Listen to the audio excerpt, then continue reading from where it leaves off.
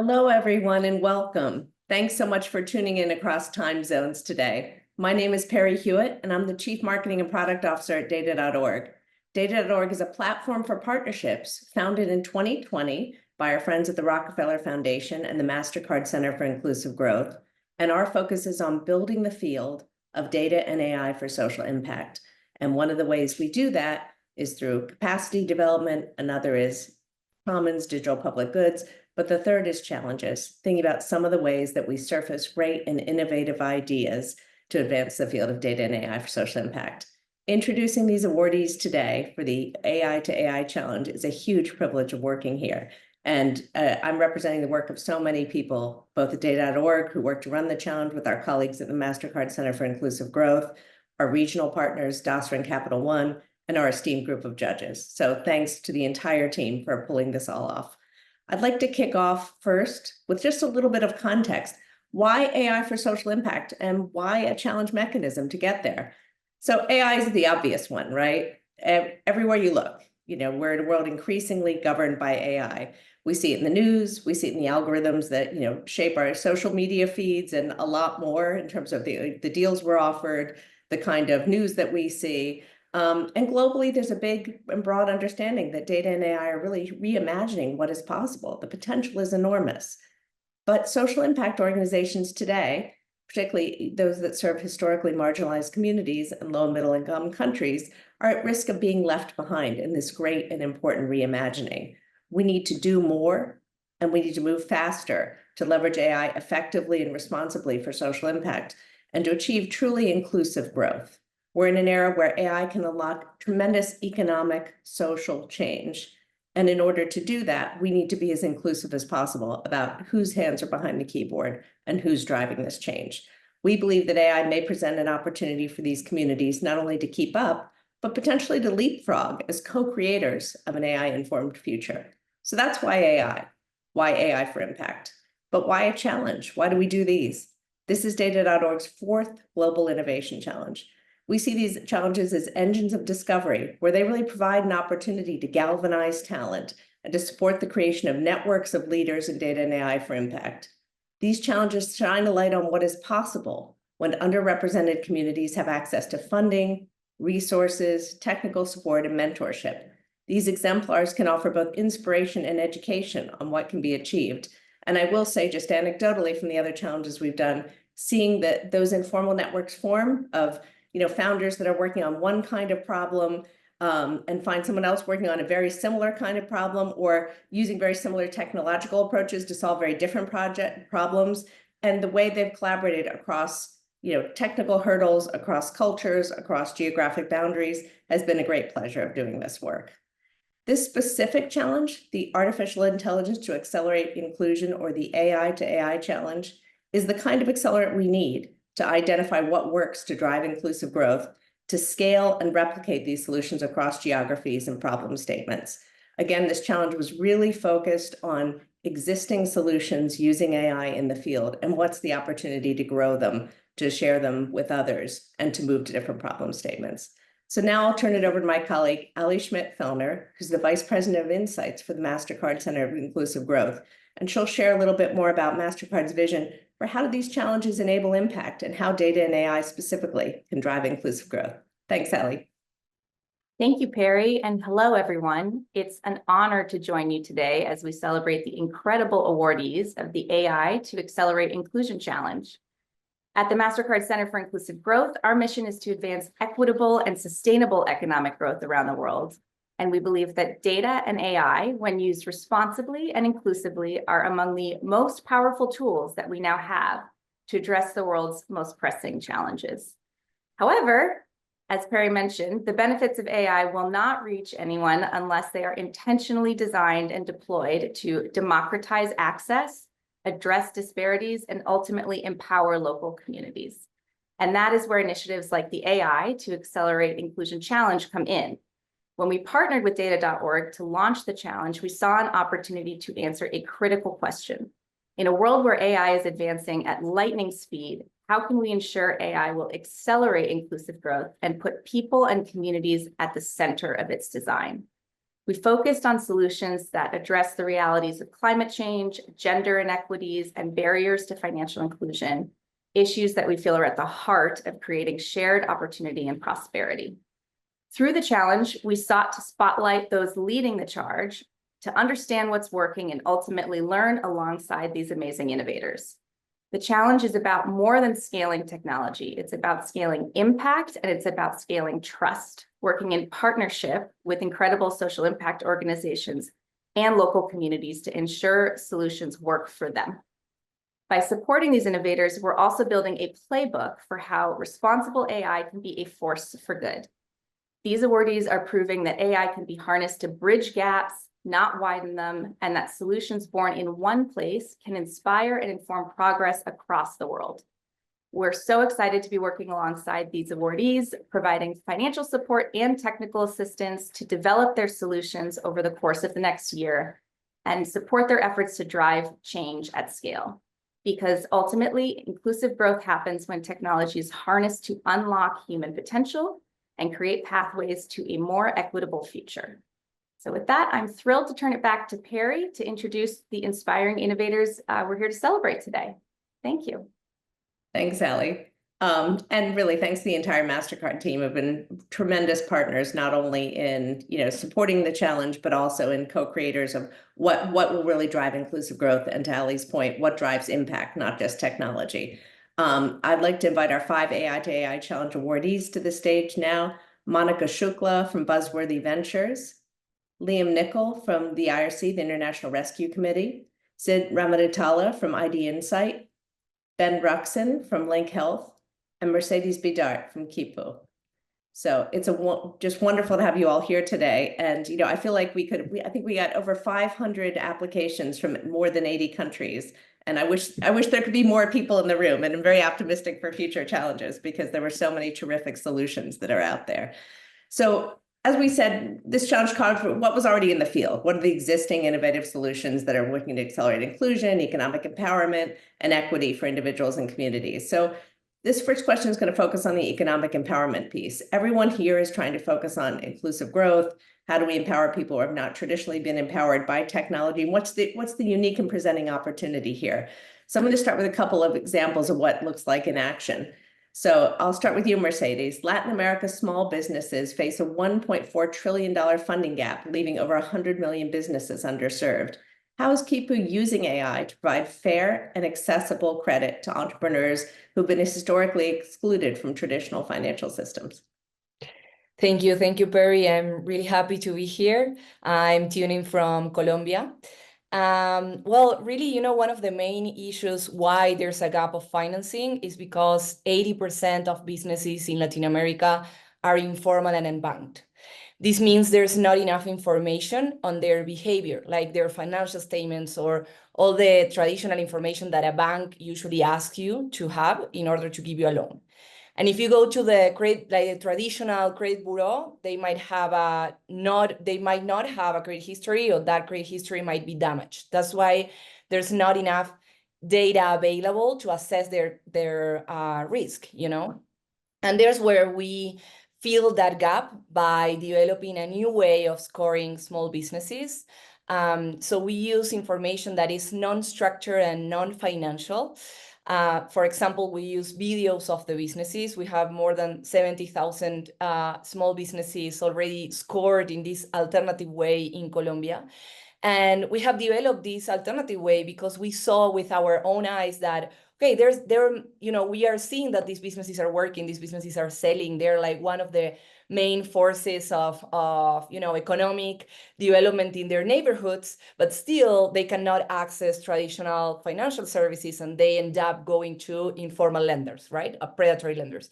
So there's where we tune in. We develop this new way using AI and non-structured data to assess creditworthiness, and this is allowing us to provide capital even if the person or the business don't have a credit history, or they don't have a good credit history, right? So more or less 90% of our users are blacklisted or are like, having a bad report in the credit bureau, but still we have developed a sustainable business that it's growing, and it's giving these businesses a new opportunity to grow their or start again their credit history, starting with our loan, but then being able to access our type of loans and being able to grow what they are doing. So that's how we are supporting, is filling that gap of data, finding new ways of assessing risk. And it sounds like AI became the tool that you could unlock in order to advance it more quickly, right?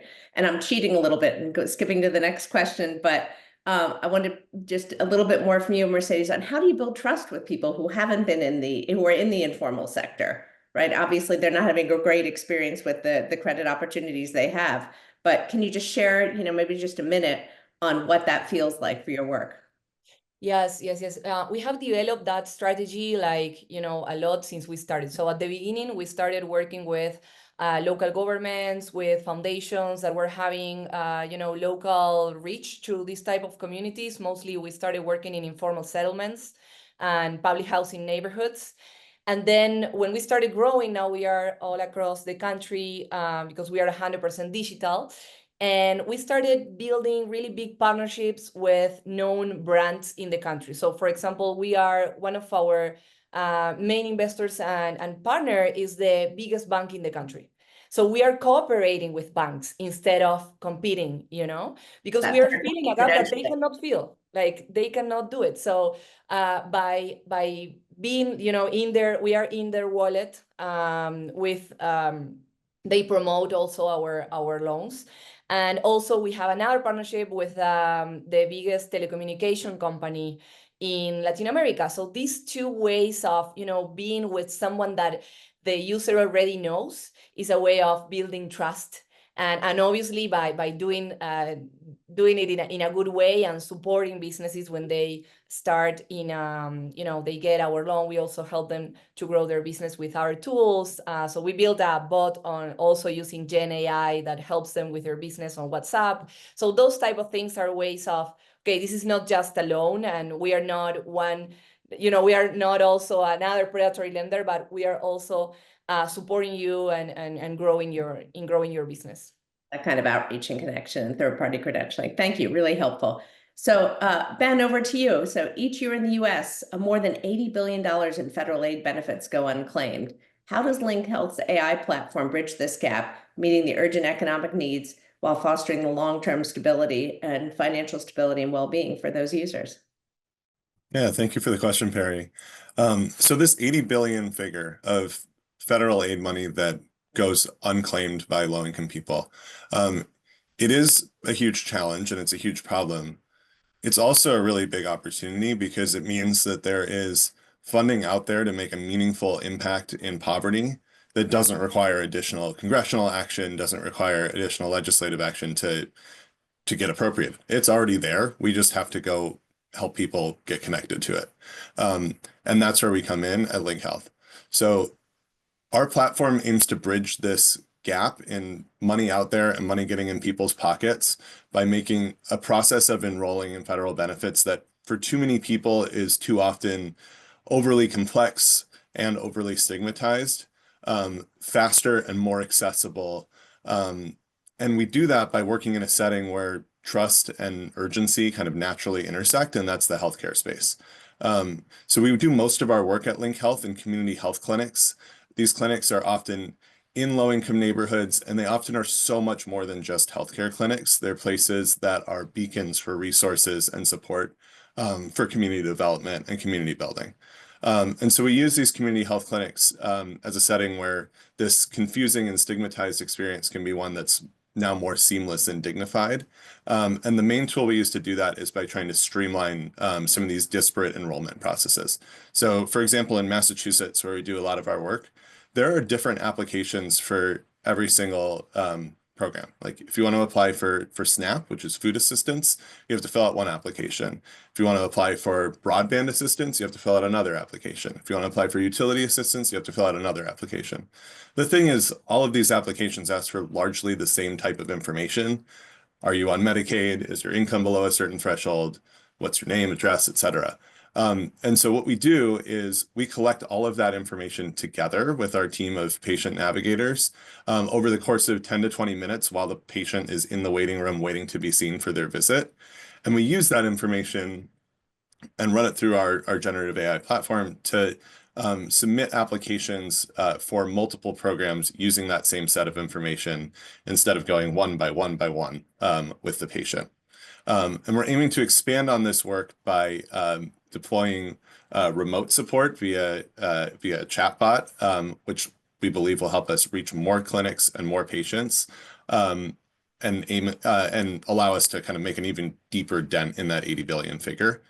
And so why is this important? So of course, getting cash in people's pockets is important in itself. But we also believe that the work that we're doing in the communities that we serve lays a foundation for longer term well-being. So if we can enroll someone in SNAP, it does provide them with food. It provides them with additional cash that they can use on other things. But it also improves health outcomes. It also improves financial stability and mobility for entire communities. And that's what drives us every day at Link Health. And that's why I feel really proud to be working here.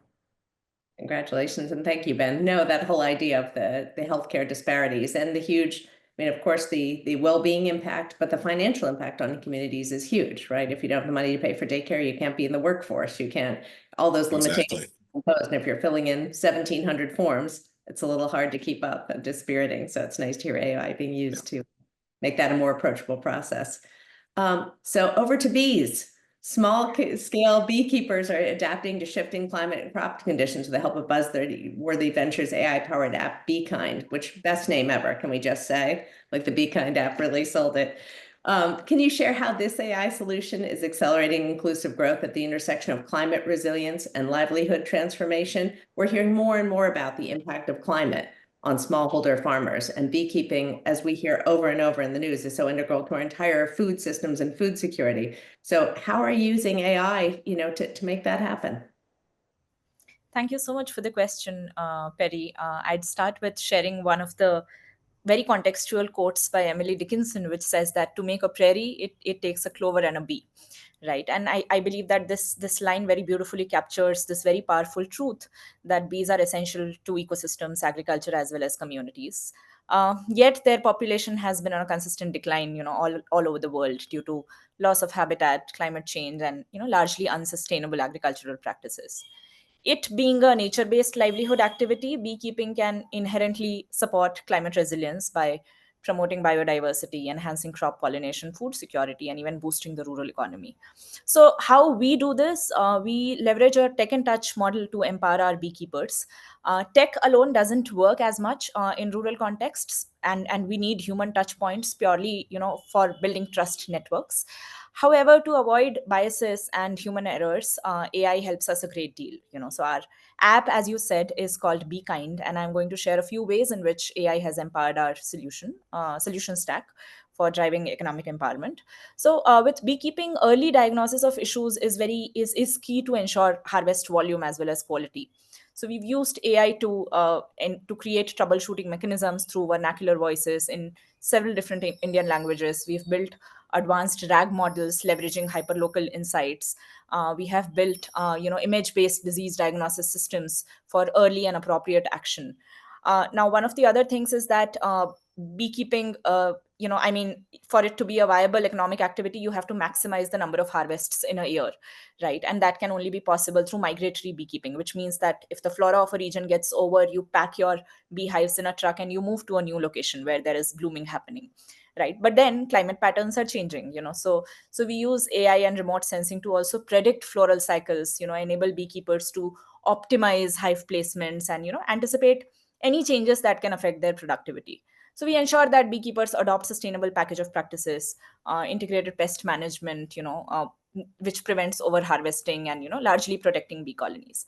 Now, one of the things that we discovered along the way was the impact of pollination on the larger agricultural value chain. So in India, there are 68% of farmers who have less than 1 acre of land. These are small landholder farmers. On the other side, if we look at the impact of insect pollination globally, it contributes to about $235 billion annually to agriculture. Right, in the US alone, bees are the key drivers of the California almond industry, a crop which is valued at over I believe $10 billion annually. So we connected a similar insight to the Indian agricultural landscape, and we figured that the insect pollination landscape directly contributes to $22.5 billion globally to Indian agricultural GDP, which far exceeds the market size of honey and hive products. So we are working towards building such hyperlocal insights, such as crop specific pollination data. What is the carrying capacity of a piece of land when it comes to placing optimal number of beehives, tailored to very unique sort of climatic contexts. But at the end of it, it becomes very important to blend artificial intelligence with local community intelligence to build an overall climate resilient sort of future. And we hope that one day beekeeping becomes a beacon of hope and ecological balance for the planet. Thank you so much. And it's certainly, I love the way you tied it not only to the immediate economic benefit, but to the broader economic benefit. If I mix my insect metaphors, it's like the butterfly effect of the bees. Like, what are the small things that have, that have this giant impact beyond? Now, you all touched on this next set of questions is really focused on trust and partnership. So at data.org, that's one of the things we've learned. We did a report called Recode a few years ago that talked about the power of, community ecosystems and how important it was to start there. We operate with a theory of localism, that you don't parachute in solutions from New York or San Francisco, that you really need to listen. And I love your sort of humans in the loop, bees in the loop example of, we need to make sure that the existing local knowledge is incorporated. But so what we've really learned through all our challenges and other work is, trust and partnerships are essential for for accomplishing anything, especially when you're introducing these new technologies like data and AI. You need people to feel bought in and engaged. So Sid, ID Insights working with Last Mile Health and Ethiopia's Ministry of Health to scale this AI-powered call center with more than 40,000 health extension workers, HEWs, can contact to get real-time medical guidance on complex cases. So how do these partnerships form? How do you make them effective? And how do they drive this work forward? Yeah, thanks, Barry. Thank you for the opportunity to be here and share what we're working on. Yeah, for a solution to be sustainable and to actually scale, you need a bunch of things. So you need political buy-in. You need, of course, the technology and the technical expertise.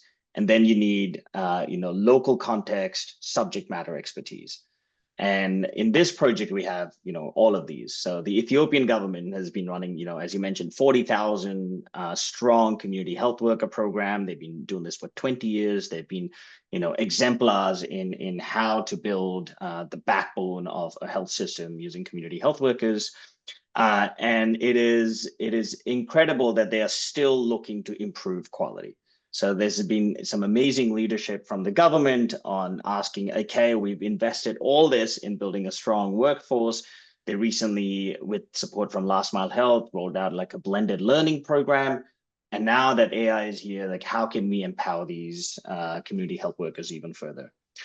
So one is this sort of leadership and direction setting from the Ethiopian government, and this ownership has been an incredible or essential part of this project. The second org in this partnership is Last Mile Health.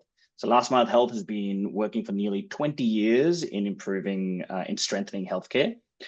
They have close partnerships with the government. So they've worked with numerous government, directly working with the governments to scale these programs. And they know what it takes to empower these community health worker programs. They've worked on this sort of, improving access to knowledge, improving training, improving skills of these community health workers. And then finally, we've got ID Insights. So we've been working on using, AI to build AI for tools for social good, for answering questions from mothers in South Africa, supporting government officials in India, And then finally now starting on this project on creating these open source products to help reduce these barriers to information. So I feel like these are three essential parts of a solution, and without any one of these three things, I don't think we can achieve. I think at the start we talked about scaling impact and scaling trust. I don't think it would be possible without these three.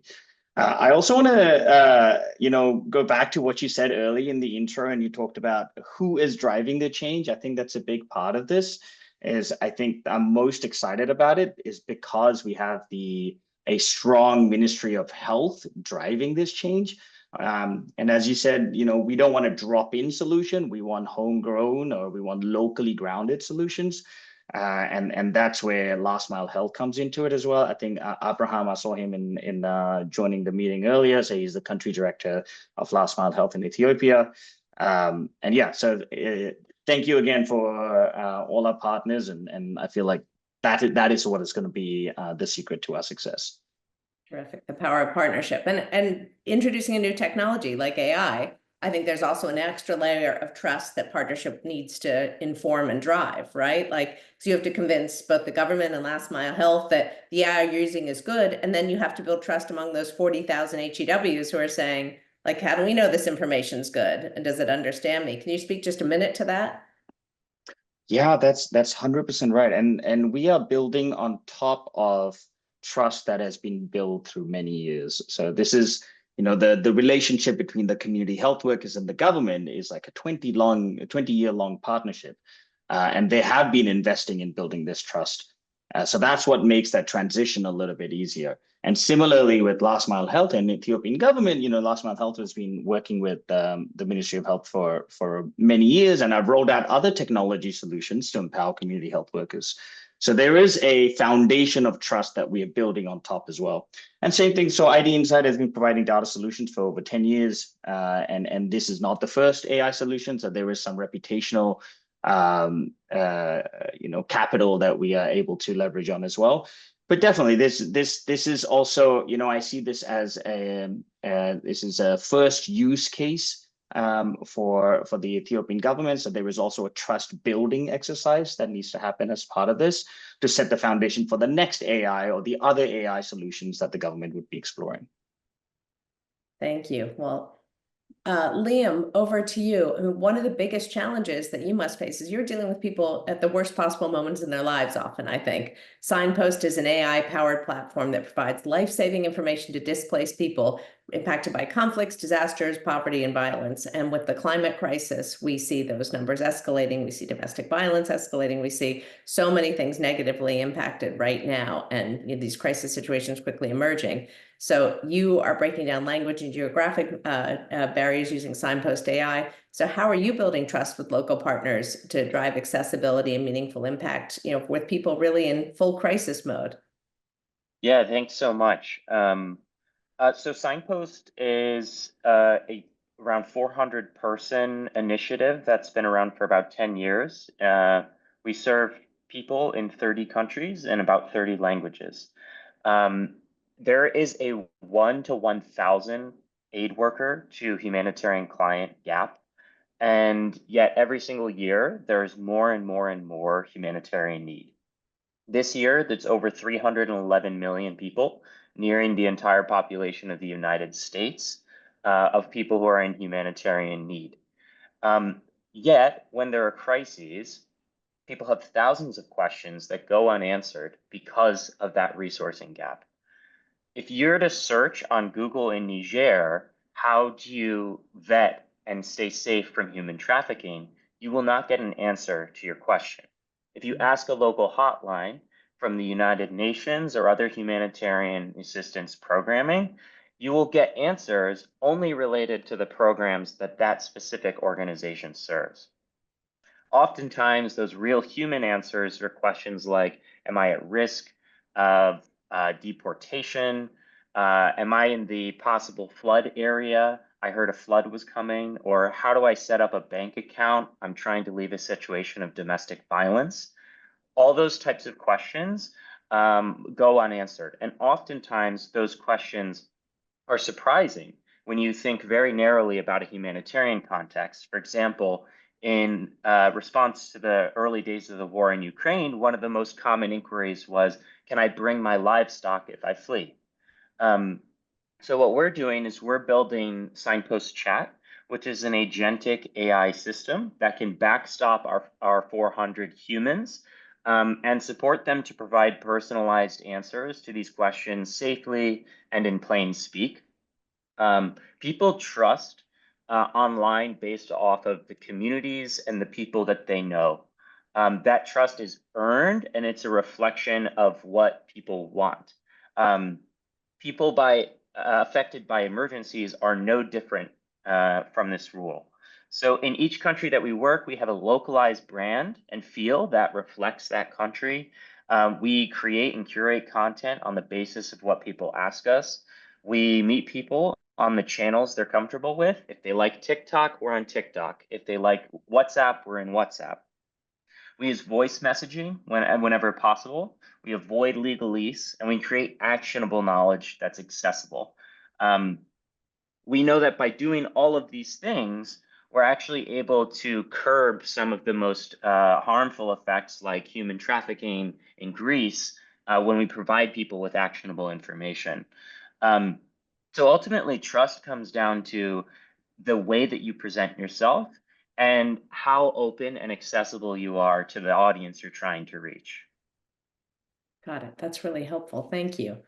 I'm going to move a little bit to gender equity. So we did look for solutions along certain themes. Obviously, the main goal was to think, how are we driving inclusive growth, economic empowerment? But we thought about climate, we thought about gender. So I'm going to pause a little bit on the gender question. Monica, your inclusive AI solution really focused on historically marginalized communities through small-scale beekeeping, but there's also a strong focus on women smallholder farmers. What barriers are you breaking to drive women's economic empowerment? And what are sort of the cultural barriers you're encountering? And then how can technology, trust, partnership be part of the solution for advancing gender equity? Right. So I believe that women in rural India as well as rural globe face systemic barriers such as limited land ownership, lack of access to or restricted access to financial resources, and societal norms that hinder their participation in the economic activities as much as men do. Right. Beekeeping for us became a very low capital, low barrier economic activity, which had the potential to create a viable pathway for women, without requiring very significant land investment or even equipment, right? So over time, we have also come to realize that women are so much gentler and so much better than men when it comes to handling smaller animals and insects, that it became a natural choice for us to make it a women first movement. Now, what is very interesting about the Indian subcontinent is that there is a mission called the National Rural Livelihood Mission, which has worked amazingly well in the last decade uh, with respect to mobilizing and aggregating women into these self-help groups, which are small structures, very hyper local. So this has helped us, create a bottoms-up movement and start with the women, keeping women at the forefront, and build this entire, turn this entire movement into a women centric movement. Now, with respect to technology, smartphone penetration has been increasing in rural India. And the core tenets of our inclusivity by design for women principle include three V's: vernacular, voice, and visual. The Be Kind platform that we have built, it prioritizes accessibility by offering training and capacity building and anytime support resources in Indian vernacular languages. We wish that there was a scope to also include local dialects and accents, which is largely missing. And we also use a lot of visual based instructions. We use a lot of voice, particularly those with low literacy or low digital literacy, so to say. We've also tried to develop offline features to ensure inclusivity in regions which have got little to poor internet connectivity. One of the things that we have also evolved over a period of time is that whenever a woman participates in our capacity building and leadership program for beekeeping, we also make sure that the male of the household also shadows her, so as to get complete buy-in from the family, and reduce the instances of husbands and families asking women to pull out of this livelihood activity. So we offer very gender sensitive training programs. We try and foster an environment where women feel empowered to lead. And when we empower women, it creates very visible success stories. It challenges traditional gender roles. So, for example, one of our women leaders in one of the states now trains 30 other beekeepers in their village, right? So, showing that economic empowerment has a ripple effect. That's your self-help group, sort of empowering women. Yeah, yeah. From a broader impact standpoint, when women succeed in livelihoods like beekeeping, the benefits extend to the entire community. So, yeah. Great, thank you so much. So Mercedes, a full 52% of Keepu users are women, and you have a goal to reach 75% by 2030. How is your use of non-traditional data to secure loans, specifically advancing gender equity? Yeah, so in the financial system, this gap I was talking about on financing, it gets worse when it comes to women, right? Not just on rejecting loans for women in the traditional banking system, but also the conditions of the loans. They are usually of lower value or higher interest rates. So one of the main things why this happens is because all the risk assessment, it's done, and if you go to like the AI models, they are done by all the historic data that we have as human beings, right? And as human beings, we have been lefting and having this gap on women. So what we are different is that we are led by, our AI team is led by women. So I'm the CEO. I have my co-founder, the CTO. She's also a postdoc on AI machine, and she's also a woman.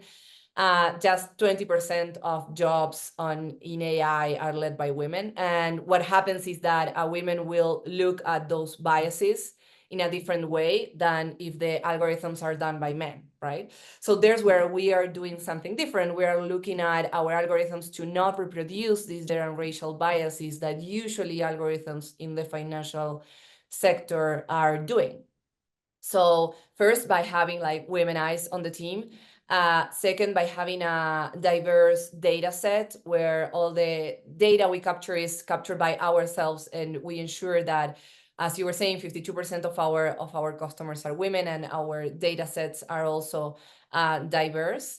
And then we use, obviously, human in the loop approach.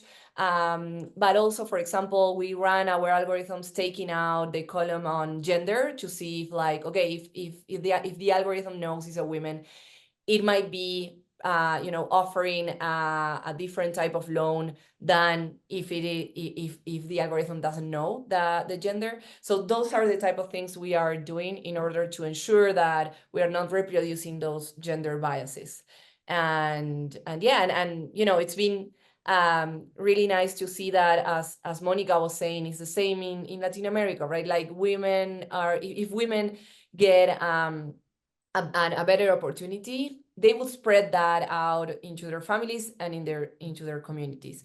And we have been seeing the same, and not just in their communities, but also by helping other women. So they are the ones that tell the story about themselves and the loan and how they could improve and bring other women along.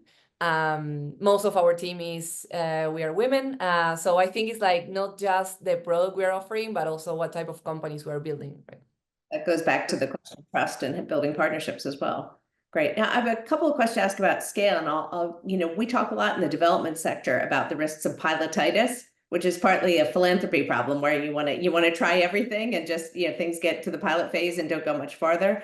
But this also reflects a reality that scaling is really hard, right? You start to look at things like language limitations or geographic limitations, or maybe what you designed technologically is just going to have a tough time getting to the next level. So starting with you, Ben, thinking about, you talked so compellingly about that health center as that first access point and that trusted point. How do you start with the healthcare as that access point, but then really use it to drive broader reach in low-income and marginalized communities? Yeah, I really like that question. It touches on both the importance of healthcare settings and also the importance of technology and helping us get to that scale. So first off, talking about the healthcare settings that we work. So we don't just work in like any healthcare setting. We work in these community health clinics, as I mentioned, that are these beacons of support in low-income communities, and they're really designed for trust. So to give you an example, 2 weeks ago, I was doing a site visit in Houston at Legacy Community Health, which is a large community health center in Houston. And you could see as you walked through the building that every decision that they made there was made with the intention of building trust and building a supportive environment for their patients. To give you a couple examples, like if you take your child to the pediatrician, you're offered a dentist visit at the same time. You just walk down the hall and go to the dentist. So you don't have to take those 2 bus rides to get back to the clinic another time for the dentist. If you also want to get a workout while you're there, there's a free gym, there's wellness classes. They really put whole person health at the forefront. So why does this matter? It matters because all of these decisions improve patient outcomes, but they also build trust, and they create the perfect opportunity for an organization like ours to come in and extend that trust one step further and use it to help overcome some of the barriers that I was talking about before around why people don't enroll in benefits. Second, on the point of trust, healthcare is kind of at our core as well. So we were founded by an ER physician, and our teams of patient navigators are themselves aspiring healthcare workers. And so the language that we use, the way that we communicate with patients is very much informed by that, and fits in kind of naturally within these community settings. And so what all of that means is in the clinics that we work, we're providing financial support for patients, but we're also developing these positive experiences, extending on the positive experiences that they hopefully are already having within their community health clinic. And that's building trust, that's building ripple effects across the entire community. Additionally, because you talked about scale, and I think what you talked about pilotitis, like really resonates. We view our work as so much more than, just a project in a few clinics in a couple of cities. We think this is something that's scalable across the country. And we think we can do that because of the trust that's in healthcare clinics combined with leveraging technology. So our aim is to start to roll out, and we actually just launched a pilot of this yesterday, signage in clinics where we don't have a physical presence, but that we do have relationships. And so we encourage clinic staff to point patients to that signage, and they scan a QR code or scan an NFT tag, and they can use that to start to have a conversation either with someone on our team initially, or pretty soon with a human in the loop, but AI-driven chatbot that will help them through the process of screening for benefit eligibility, and then start to collect information from them that we need to process their benefit applications. So our goal is that is something that is just orders of magnitude more scalable than our really labor-intensive approach that we have currently. There will always be a balance. There will always be people in the process because these applications are complicated and trust is so important. But at the same time, we're really excited about our ability to use AI and to use this chatbot to start to scale our work beyond the couple of dozen of clinics that we operate in today. Right, and there may be something about the intimacy or the anonymity, perceived anonymity of the interface that may enable people to go through those forms a little more quickly. So that might be. Yeah, there's definitely something to that. It depends on the person, of course, but yeah, you're absolutely right. So speaking of scale, Liam, we know you operate globally. The International Rescue Committee is obviously a hugely respected giant brand doing amazing work around the globe. But we have this challenge with LLMs, right? The dominant languages are English and Mandarin. How do you start thinking about incorporating low resource languages into your AI platform? What does that look like? How do you scale? Can you scale? And who are the partners you might need to get there? Yeah, so large language models, as you rightly stated, have limited capabilities as soon as you start to stress test them in lower resource languages. Primarily, they're trained in English and Mandarin, as you mentioned. And that means that there are different degrees of bias and also different degrees of accuracy as you start to bring it to other languages. In order to get the power of LLMs to help structurally improve humanitarian processes, we need the ability to translate outputs of the AI, either natively within the AI or using external tools, so that anyone around the globe can have a seamless experience in their native language that is of high quality. It's not creepy. It's not wrong. It's not scrambled, because all of those things are very common. So how do we do that? Well, there's a couple different ways how we can do that. And the first one is we can use an LLM in English in its kind of native form and translate the input of the question someone has to the LLM, and then the output will come out in English, and then we translate that English back into the language of the user. But by doing that, everything is through an interpreted, westernized, often lens, which leads to biases, problems in terms of interpretation. And we've all used Google Translate. It's really great, but it's 10% wrong always. The next thing we could possibly do, and what we've been doing, is giving the natural language outputs to human agents who are humans in the loop that can manually translate. So, for example, we'll give the output in as best Haitian Creole as the bot can speak, but someone who speaks Haitian Creole has to be the final arbiter of whether or not this is a good answer. In doing that, we ultimately give additional work to our human agent, but we still save marginal amounts of time, 30 to 40% per inquiry that a person has. But it doesn't fully unlock the transformative potential growth that a direct-to-client AI interaction could have. The third way to do this, and this is one of the things we want to do during this challenge, is to actually test with native speakers, stress test direct-to-client interactions, but do it in a kind of sandboxed environment where we can use the memory of previous translations that we've used for the past 10 years, where we've written articles and stored the English and then also stored the Haitian Creole translations, and use those to help improve bot responses for those specific types of inquiries in those languages.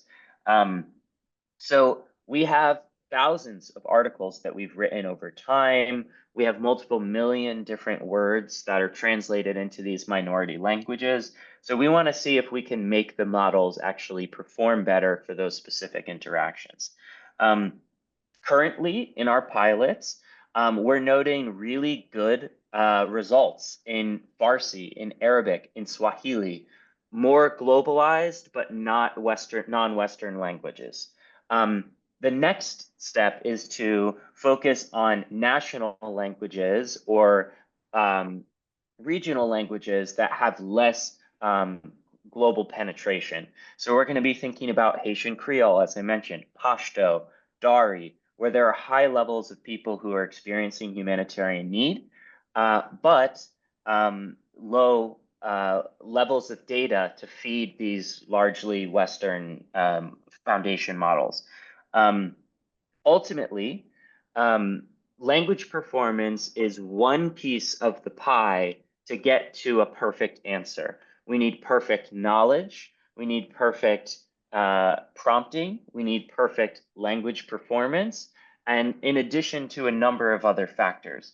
So when the thresholds are really low for what's safe and what's not safe, we need to be really diligent about managing our data so we know what patterns of success look like and which patterns of failure should we avoid altogether.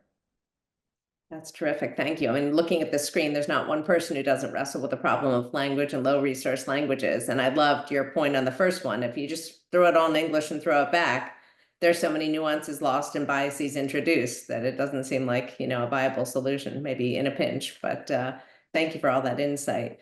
So Sid, talking about scaling for ID insight, what are the skills you see that users are developing, and what's the follow-on impact in the community as you train, as these health extension workers are more ingrained in the AI? Like I love your point about it's got to be accurate, it's got to be medically, relevant. But what are the skills you see are developing among these workers that could then go on and have economic and financial impact? Yeah, thanks, Perry. It's important to understand where this AI solution fits in the arc of the community health worker program. So when this health extension program was rolled out, there was significant reduction in morbidity and mortality. And then after that, there was a little bit of a stagnation. So the government asked again, okay, how can we empower these health extension workers to provide higher quality of service? So there was a blended learning program. So this is more, on the job, real-time training as there's new pandemics or there's like a new condition that they need to be aware of. And they should be able to access this sort of information and this training in real time. And then now this is in that arc, this is the next stage of it, where now you can get answers to real-time questions or to assistance in diagnosing a really complex case. If you're with the family and you have a handful of symptoms, how do you use that to navigate government-approved diagnostic protocols to ensure that they're getting the right treatment? So there's a few things here. So one is the skills development of the health extension worker themselves. They are better diagnosticians. They are better knowledge sources. They have their own career aspirations, and this makes them better healthcare providers. And moving on to other careers as well. Some have aspirations to be nurses and doctors. And the other part of this is that these health extension workers are trusted leaders in communities. They are a key part of the geographies where they work. And this has large spillover effects as well. So not only is this improving, their familiarity and comfort with using AI tools, they are building within the community. Now there's also an awareness that these kind of tools can lead to, not just benefits we talk a lot about this digital divide where there's all the benefits are going to these first world countries, but now this also increases some of this economic empowerment in some of the communities that these health extension workers work. Yeah, so that's the way I think about it. So one is in the skills development of the health extension workers, and then the communities within which they work and how that permeates through them. So you're a data scientist and a technologist. So what do you think of this idea of, could this be a leapfrog moment of AI on the ground for health extension workers or others who are adopting the use of AI? Or is it more like using a Mac versus the PC where you don't look as hard under the hood of what's going on, that debate that's always raging? So I'd be very curious for your take of, is AI a leapfrog moment for some of these under-resourced communities? Yeah, honestly, the best AI is when you don't really know you're using AI. You use spell checker every day and no one thinks about it as AI. It's just part of our lives now. So I would hope that this is a leapfrog moment in the quality of service that is provided, in the tools that are now available. That in the past, where you would have to go through reams of paper to find a diagnostic protocol, now you can access that immediately and quickly. In terms of is this AI and what is AI is might not even be relevant. But I feel like if we do this right, it's going to increase capacity, capability, and at least for the technologists, this is going to showcase use cases, and the kind of technology we're building is applicable across the board for other frontline worker programs as well. But my hope always of building a solution is to make it seem seamless and magical to the end user. And yeah, they don't have to say, oh, what language model is this using at the back? Because we've taken care of that and abstracted that away from them. So one thing that stood out about all your applications, and again, we wish we could have awarded many more because there were so many strong entrants in this challenge, is this idea of doing it right, which you just touched on. So I'd love to just introduce a quick lightning round. If everyone in just one sentence, perhaps starting with Mercedes, would say, if we do this right, and doing it is, using artificial intelligence to accelerate inclusion, it will look like what? So Mercedes, if you don't mind, if I start with you. I was not prepared, but I think that if we doing it right and mostly from the global south, you know, from other places different from where usually the technology is built, that is like Silicon Valley, or as you were saying, New York is let's find other ways of building it, like respecting our traditions and our way of communication and cultures. And if we're doing it in that way, then we will have a more inclusive world where everybody will have the power to design their, in my case, in what we do, their economic system and way of being. So yeah, it's a way of empowering people. Thank you. All right, over to you, Liam. If we do this right, it will look like. Yeah, if we do this right, I think we can actually eliminate the barrier to information when a crisis happens. That is a feasible thing with the technology that exists, but it's about organizing humans around that technology to cooperate, build the right knowledge, and make it as accessible as possible.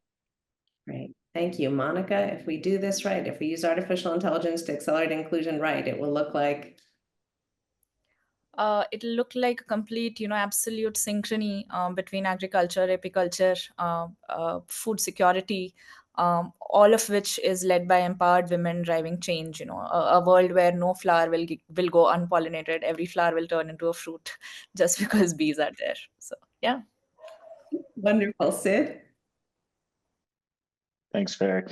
Yeah, if we do this right, we will have highest quality primary care health access in all the developing countries that we work in. We're trying to build this as an open source tool that can be customized to local contexts.